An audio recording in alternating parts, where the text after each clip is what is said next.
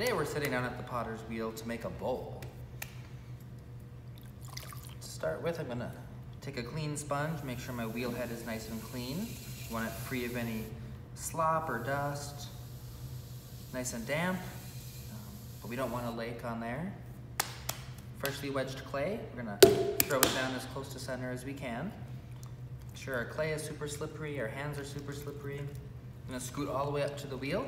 I'm gonna lock my left arm somewhere on my body just for some extra leverage, and I'm gonna push out towards about 1 o'clock on the wheel.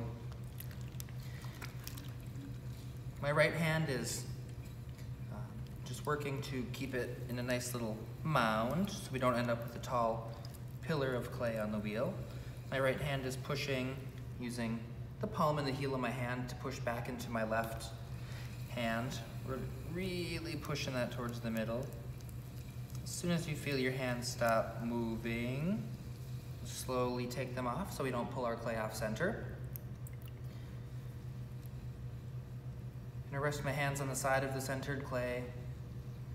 Gently make a little indent in the top. That's just gonna be to just make sure it's still centered before we go all the way down.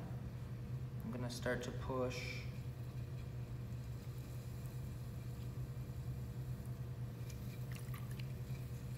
For a bowl, we're gonna have a nice curve. If you're making something like a cylinder, you might have a flat bottom. We're gonna try to consciously keep a nice curve in the clay. Going down to somewhere about a 1/2 inch thickness on the bottom.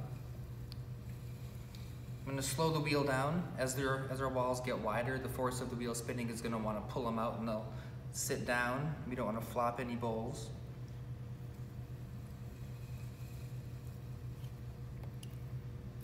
I'm gonna start to establish a nice curve with my left hand in there. My right hand is just on the outside for some support. We're gonna do our pull sort of in the shape that we want our bowl to be in the end, so we don't have to move clay around later. So I'm gonna do my pull with a nice curve, trying to establish the bowl as best we can.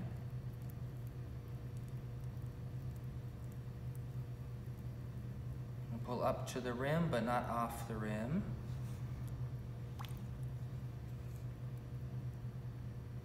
If your clay ever starts to get sticky or feeling warm from friction, just make sure to get your clay wet again, dip your hands in the water.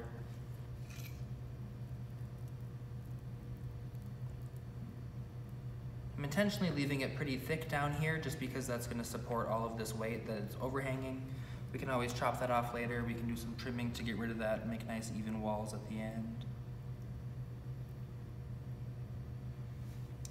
Take my sponge and try to get rid of some of the slop I made so I can see what I'm gonna do with my metal rib. So we have a few different curve options here on the metal rib that are gonna come in handy for us. We wanna get rid of any slop, any lumps and bumps, any water that we have on the inside. So we're gonna use that to sort of firmly press and scrape any of those lumps and bumps away.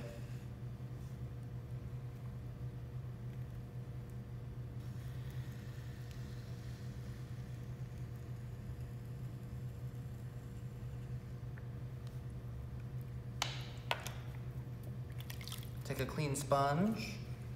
Just gonna really compress the rim of this bowl before I cut it off the wheel. And take our wooden knife here. It's gonna do a good job of sneaking under the overhang of this bowl. We just want to chop off as much extra clay as we can. It's gonna help with drying, keep your walls from drying unevenly at the top and being still wet and mushy on the bottom.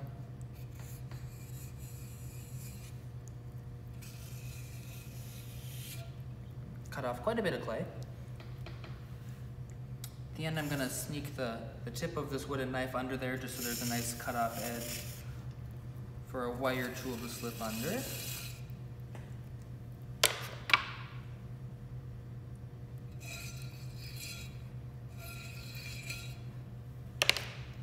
Scrape as much of the slop off my hands as we can.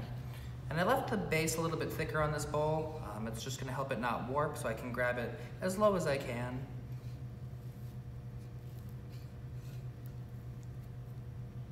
There we are.